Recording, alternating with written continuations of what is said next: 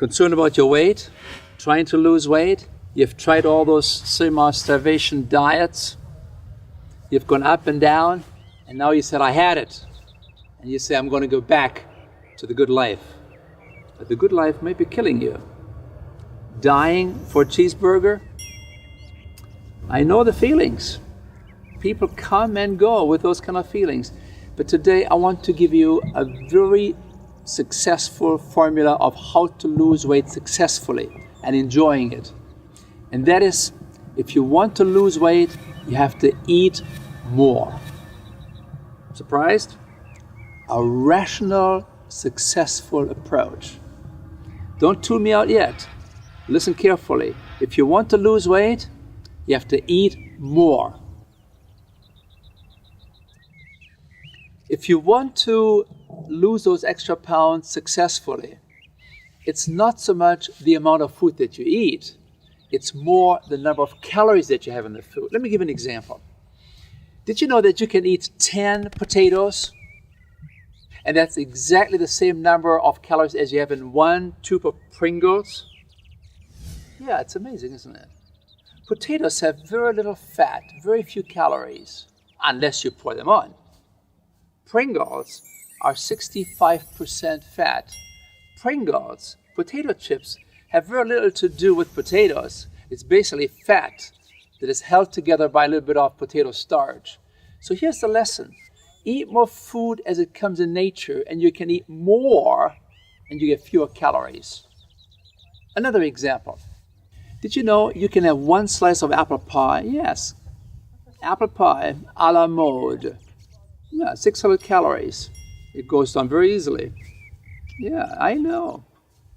But you could have had 5 baked apples, the same number of calories. You see, you can eat more of foods as grown, nicely prepared, versus when you have refined foods, because the calories are concentrated. Think about this. Before we had food technology, and you could not extract the corn oil from the corn, if you wanted to get 1 tablespoon of corn oil equivalent, you would have to eat 14 ears of corn to get the amount of calories in oil that you have in 1 tablespoon. Now, do you know how easy it is to get 1 tablespoon of corn oil? You have some potato salad, it's easy to put several tablespoons of corn oil in there. You wouldn't even notice it. But just think about this. If you wouldn't have the industrial extraction process to create oil for us, which is a nice thing to have, but it concentrates the calories, you would have to eat 14 ears of corn. Lesson. Eat more food as it comes in nature. But be also careful with high-fat foods such as cheese. Cheese is about 70% fat. You want to use that just occasionally if you want to lose weight. It's not in your best interest. It's also a problem with cholesterol and salt and so on. Saturated fat. When it comes to meats, be careful because again, even if you trim all the fat off, it is still as 50, 60, 70% of the calories in fat. It's difficult to really become a winner in the losing game by trying to keep eating meat. So you want to cut back on those kind of foods. Sausages, you want to really, really cut back on those. You better leave them out. They're not in your best interest. But instead, eat more fresh fruits, more fresh vegetables. Eat more whole grain products. Get a good loaf of bread with 5 grains or 6 grains. And just be careful, don't put all that margarine and butter on it. But that's what we do, isn't it? And then you put the peanut butter on top, which is another 80% fat. And then it sticks to your gums. Oh, no. Then you put the jam on top so it slides down the chute.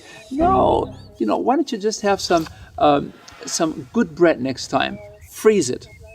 And then you take it out of the freezer. You put it into the toaster a couple of times. And it's just right then. It's moist. It's warm, just the way you like it.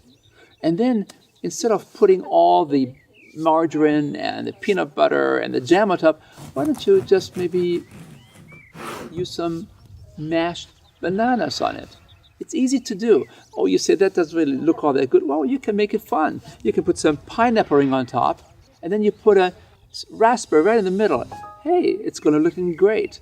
So what we recommend is to move towards a diet that is largely coming to you from foods as grown. More fruits, more vegetables, more whole grains, and more beans and lentils. And cut back on refined foods. I mean, just think about this. 50% of the calories eaten in America today have no nutritional value. They're called empty calories. Number one, sugar. 20% of the calories we eat comes from sugar. No nutritional value, just calories. And then you have another 20% of the calories coming from oils and those refined fats. Again, not in your best interest. Cut back on those kind of things as much as you can.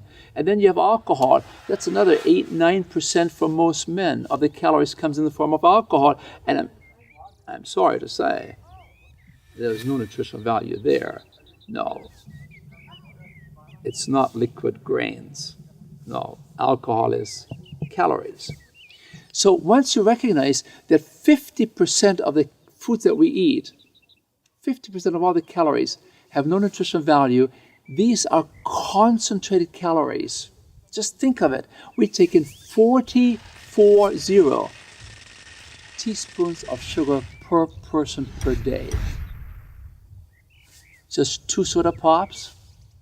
Right there you have 20 teaspoons.